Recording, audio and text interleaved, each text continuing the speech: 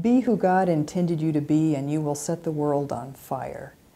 These were the first words of the wedding homily for Prince William and Kate Middleton a few weeks ago, a statement originally made by Catherine of Siena in the 14th century, and one that rings relevant even now. We still struggle to be our God-intended selves, and our world desperately needs to be set on fire, in a good and inspired way, of course, because right now we might easily feel the world is going down in flames all around us.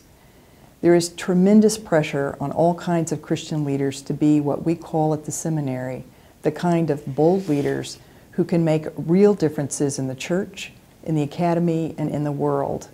Because the fact is that we live in a world where old women and little girls are being raped by soldiers of one tribe in order to humiliate members of another tribe, where mothers drive themselves into the river with their children trapped in the car seats, where wars and the threat of war never ends, where our neighbors struggle to even eat in a nation of increasing obesity, where the stranger is not welcomed but is used and then sent back, where the racial, political, or sexual other is violently discriminated against if not murdered, where clergy abuse children, and where we celebrate the killing of our number one enemy, and in response the stock market also takes a feel-good uptick. It feels overwhelming to us, but probably no more overwhelming than the situation the disciples found themselves in just at the moment of Pentecost. Things had not turned out as they had expected.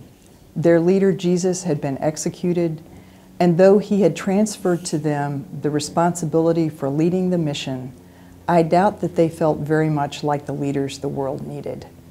Yes, they had experienced a number of post-resurrection appearances, and now they believed that Jesus had risen, and yes, they still had reason to hope, but I can well imagine that confusion reigned among them. This is a situation in which we find the disciples on Pentecost. Unexpectedly and together, they experienced the very dramatic event of the Holy Spirit descending upon their heads, like tongues of fire.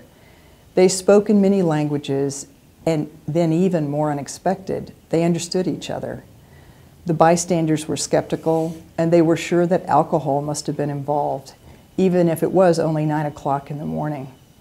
It is to this crowd of skeptics and the confused that Peter launches into a sermon explaining what has just happened, who Jesus was, what the prophets had said about him.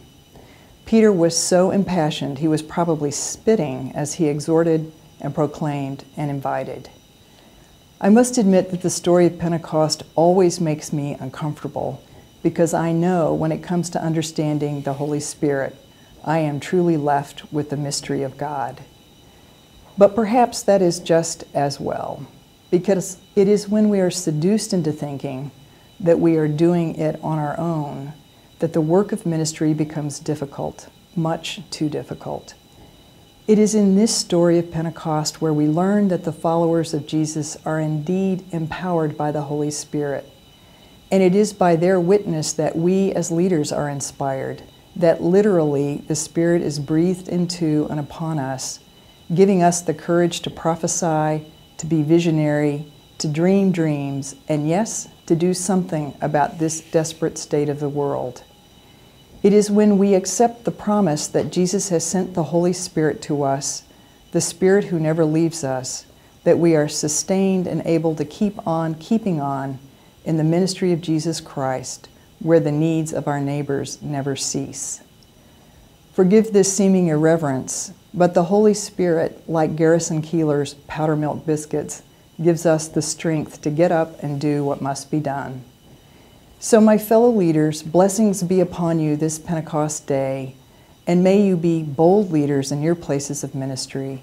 Prophesy, dream dreams, be visionary, and take action. Be who God intended you to be, filled with the Holy Spirit, inspired and empowered, and you will find the strength to set the world on fire.